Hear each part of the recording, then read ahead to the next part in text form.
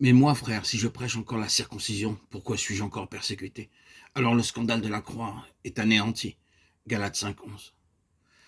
Le verset duquel est tiré le titre de ce message suggère que si Paul avait seulement continué à annoncer la circoncision, il aurait pu éviter la persécution et être libéré de l'inévitable scandale généré par le message de la croix. Il est d'un fait évident que quel que soit le lieu où la croix du Seigneur Jésus-Christ a été annoncée avec fidélité, cela n'a pas amené que de l'espérance et une vie nouvelle à quelques-uns. Cela a apporté aussi beaucoup de troubles à bien d'autres. Où que ce message soit annoncé, il a provoqué de l'antagonisme. Comme ce message était une pierre d'achoppement aux Juifs et une absurdité aux Grecs au début, il est demeuré depuis ses premiers jours inacceptable, non pas seulement aux impies, mais également aux gens religieux.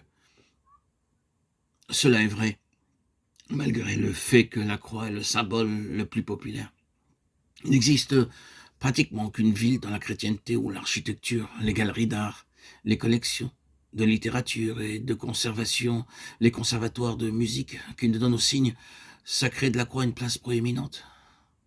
Il est donc regrettable qu'autant de prédications et d'enseignements dans l'Église chrétienne se limitent au Jésus de l'histoire, qui présente un Christ sans croix, ou à une interprétation de la croix qui est bien inférieure à celle des Écritures. Malgré cela, le message consistant de toute la Bible est que la croix est l'instrument de Dieu pour le salut. Elle en est son moyen unique et pleinement suffisant. Il est tout aussi clair que cela a été le message béni de Dieu pour le salut des hommes.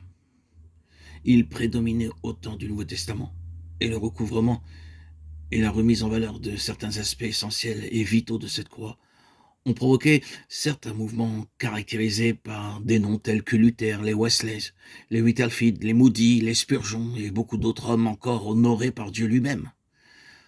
Avant que nous expliquions pourquoi la croix a toujours été la source de troubles et de scandales, nous devons affirmer qu'aucune place n'est accordée au côté héroïque et esthétique de la croix.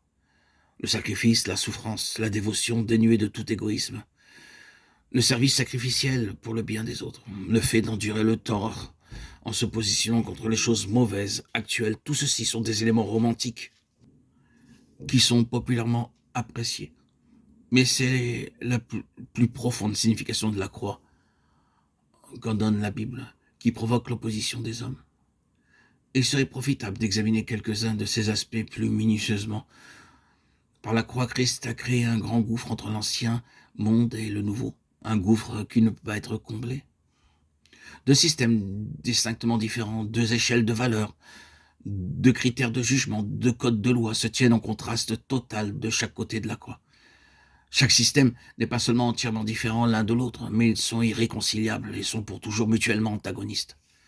La croix exige, en ce qui concerne les intérêts, les objectifs, les relations et les ressources, une distinction absolue. Elle impose la distinction finale entre ceux qui sont sauvés et ceux qui ne le sont pas, entre les vivants et les morts.